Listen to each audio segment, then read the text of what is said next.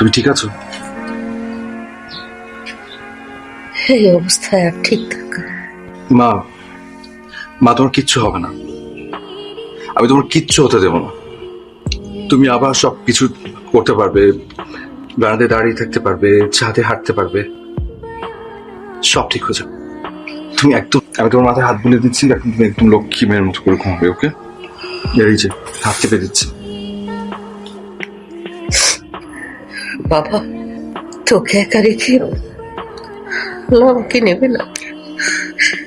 মা তুই, আমি সুস্থ হয়ে যাব, আমি সুস্থ হয়ে যাব।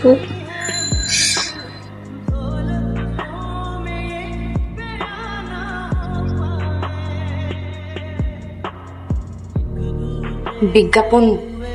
আমি বিজ্ঞাপন দিয়েছিলাম।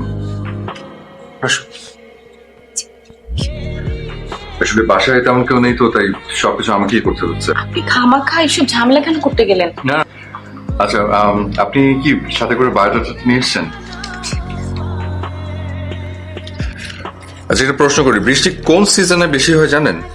জি,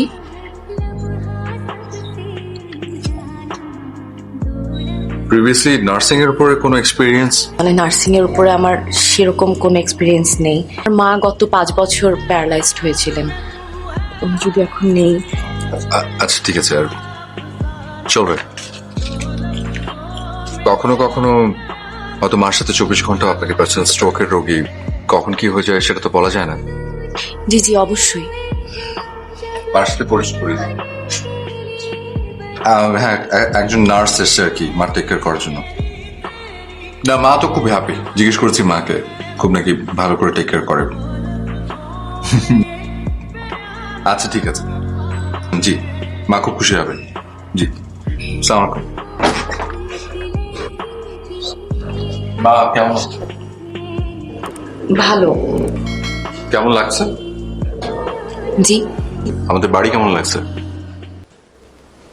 ভালো। আচ্ছা, আপনাকে একটা কথা জিজ্ঞেস করি, মানে আপনার প্রবলেমটা কি বলতো? মানে শামুকের খোলস ছেড়ে বেরিয়ে হতে যাচ্ছেন না, সব প্রবলেম? No problem. ঠিক আছে। বৃষ্টি মেয়েটা কেমন? খুব ভালো মেয়ে। মেয়েটাকে দেখলে মনে হয় আমার কত আপন। মেয়েটাকে দেখলে না আমার খুব মায়া লাগে। যাক, তোমার ঠিকঠাক মতো টেক কেয়ার করছে তো? সুন্দর হয়েছে। খুব। বাবা, সারাদিন অফিস করে এসেছি, ফ্রেশ হয়ে খেয়ে দিয়ে তাড়াতাড়ি শুয়ে পড়, আবার সকাল সকাল উঠবি, অফিস আছে তো। সকাল ঘুম থেকে উঠলে শরীর আর মন দুটোই ভালো থাকে। কাল না ছুটির দিন, কাল অফিস নেই আমার। আমি তো ভুলেই গেছিলাম, সব দিন একই রকম। তুই যা, ফ্রেশ হয়ে নে।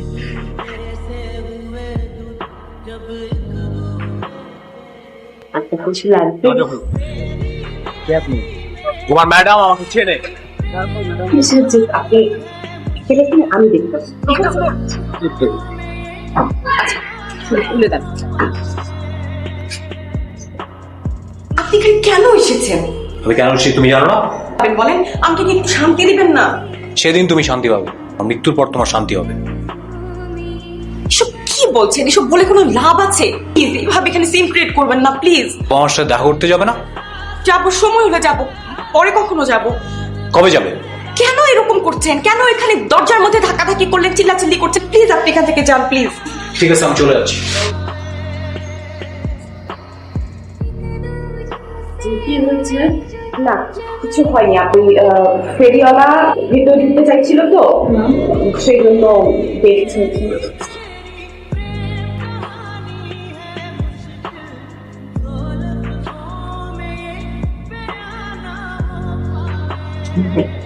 যতন করলে সব কিছুই। কি ব্যাপার, এত তাড়াতাড়ি চলে গেছে? ভালো লাগছিল না তাই চলে এলাম। বাসায় মন রেখে গেলে কি অফিসে ভালো লাগে? বাসায় মন পড়ে থাকবে না তো, তোমাকে সময় দেবো না তো কাকে দেবো? যা, ফ্রেশ হয়ে নে। বৃষ্টি, ইয়ে, তোমার আমার সাথে একটু মার্কেটে যেতে হবে, কেন, আপত্তি আছে? আপত্তি থাকলে থাক। জি না, আপত্তি নেই। আসলে মার জন্য কিছু জিনিস কেনাকাটা করতে হবে, নিজে নিজেই শপিং টপিং করতেন। তাছাড়া মার জিনিসগুলো আমি ঠিক বুঝবো না, সেজন্যই। Thank you.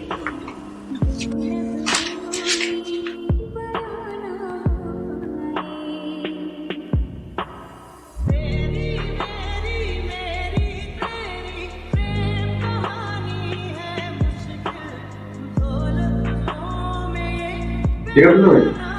হ্যাঁ বেশি দেরি করে ফেলেছি? না খেয়েছে দেখি। এইটা কিন্তু আমার পছন্দ, বৃষ্টিতে দেখো। চমৎকার। আরেকটা আছে, এটা ঘরে পড়ার জন্য। শ্রাবণ, এই বৃষ্টির জন্য কিছু কিনিসনি? জি কিনেছে তো। তুই ওকে চুড়ি কিনে দিয়েছিস? চুড়ি? আমি কিনে দিচ্ছি মানে ও চাইবো আর কেন? অমন একটা বই এনে দে না, খুব মায়াবী। দে না বাবা, এত সুন্দর একটা মেয়ে।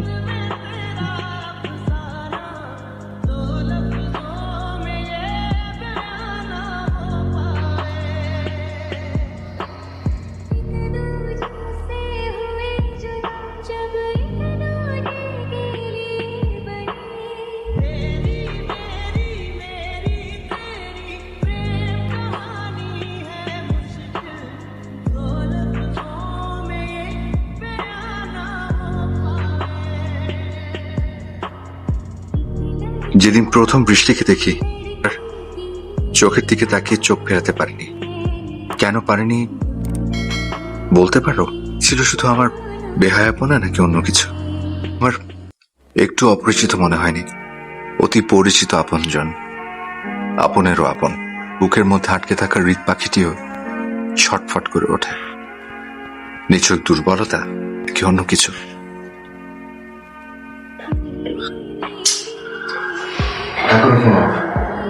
কোথায় চলে গেল? জানি না মা, বলে যাওয়ার সময়টুকু পর্যন্ত পেল না। কেন যে চলে গেল? তোর সাথে কিছু হয়নি তো বলো? বলবো মা। কেন যে চলে গেল কিছুই তো বুঝতে পারছি না। কি করবো বলতো? ব্যাপারটা দেখ, যার কিছু সিদ্ধান্ত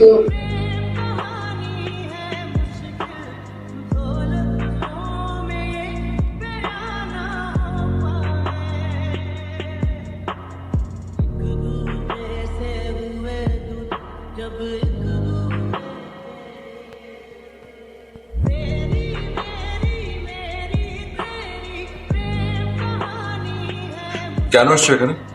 মানুষ যে মানুষের জন্য চিন্তা করে, এতটুকু বুদ্ধি কি তোমার মাথায় আছে? কোথায় ছিলে তুমি? এই কটা দিন তুমি কোথায় ছিলে? তুমি নিজে কত কষ্ট করে তাকে সুস্থ করে তুলে, তারপর তুমি আবার সেই মাটাকে তোমার জন্য চিন্তা করতে করতে। কথা বলছো না কেন? কোথায় ছিলে কদিন? কিন্তু তোমার তো দায়িত্ব ছিল যে কল করে একটু জানানো, সেই আকলটুকু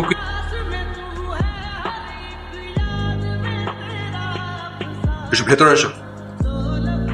বৃষ্টি, কি হয়েছে?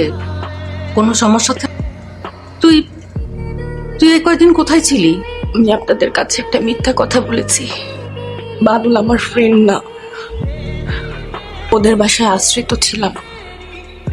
আমি আমার বাবা মায়ের একমাত্র সন্তান। আমি, আমার বাবা আর মা কিন্তু আমরা ভালো ছিলাম।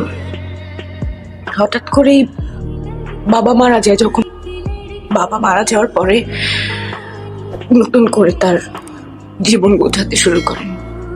আমরা বাবার বাড়িতেই ছিলাম, কিন্তু হঠাৎ করে আমার চাচারা সম্পত্তি দখল করে নেয়, চলে যেতে বলে। আমাকে নিয়ে আমার মা কোথায় যাবে? হঠাৎ করে সবকিছু এলোমেলো হয়ে যায়। আমার মাও স্ট্রোক করে। স্ট্রোক করার পর মা ওইরকম অসুস্থ, অথচ আমারকে সাপোর্ট দেওয়ার মতো কোনো শক্তি ছিল না। আমি কিছুই করতাম না। তখন মানে আমার মা দুঃসম্পর্কের ভাই হন উনি, আমা বলে ডাকতাম। উনি বাড়ি গিয়ে মাকে ঢাকায় নিয়ে আসেন, বাড়িতেই আমাকেও থাকতে দেন, কিন্তু মা আর সুস্থ হয়নি। মা আমাকেও একা করে দিয়ে চলে গেল। মামার কাছেই ছিলাম। মামার ইচ্ছে ছিল সঙ্গে আমাকে বিয়ে দিয়ে ওনাদের বাড়িতে রেখে দেবে। আমার কিছু বলার ছিল না, কারণ এতটা হেল্প করেছে, আমি তাকে কষ্ট দিতে চাইনি। কিন্তু আমি আসলে বাদলকে পছন্দ করতাম না। সে নেশা করতো, সে ভালো না, আমার তাকে পছন্দ না, কারণ আমার মতামতের কোনো দাম নেই। আমি আসলে নিজে কিছু একটা করতে চাইছি। তখনই ওই বিজ্ঞাপনটা আমার চোখে পড়ে। আমি এখানে আসি। কিন্তু তুই এতদিন কোথায় ছিলি? তোর জন্য দুশ্চিন্তা হবে, একটা ফোন তো করতে। বাদল গেটে এসে চিল্লাচিল্লি করেছে, তারপর আমি আবার বলেছি আপনাকে আমার এক বন্ধু এসেছে, কারণ আমি চাইনি সেখানে আসুক, সিন ক্রিয়েট করুক, নিয়ে বিরক্ত হন, আমি চাইনি। মামার অসুস্থতার কথা বলে এখান থেকে নিয়ে যেতে এসেছিল। উনি অসুস্থ, আমি ওনাকে দেখতে যেতে চেয়েছিলাম, কিন্তু আমি জানতাম না। মিথ্যা কথা বলে আমাকে ওখানে নিয়ে গিয়েছিল। দিন বাদল আটকে রেখেছিল, ও আমাকে জোর করে বিয়ে করতে দিচ্ছিল। জোর করে এখান থেকে বের হয়ে এসেছি। বৃষ্টি, নাম্বার আর ঠিকানাটা আমাকে দেওয়া। আমি এগুলো করার দরকার নেই। না কেন? আমার মা নেই আজকে। আমার মা যখন ছিল তখন বাদলের বাবা মানে মামাই সাপোর্ট দিয়েছিলেন বাদলকে জেলে নিয়ে যাকে মামার মনে কষ্ট দিতে। মাকে কাঁদতে নিষেধ করো।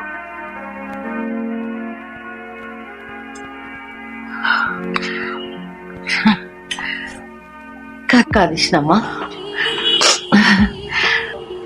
ভাগ্যের লেখাকে কি কেউ খণ্ডাতে পেরেছে? নতুন করে জীবন শুরু করার জন্য পৃথিবী তো পরিবর্তনশীল। তাহলে তুই নয় কেন? আমার ছেলে তোকে সুখেই রাখবে। কান্নাকাটি বন্ধ কর, তোর চোখের পানি একদম নিতে পারছে না। শ্রাবণ, এখানে বস।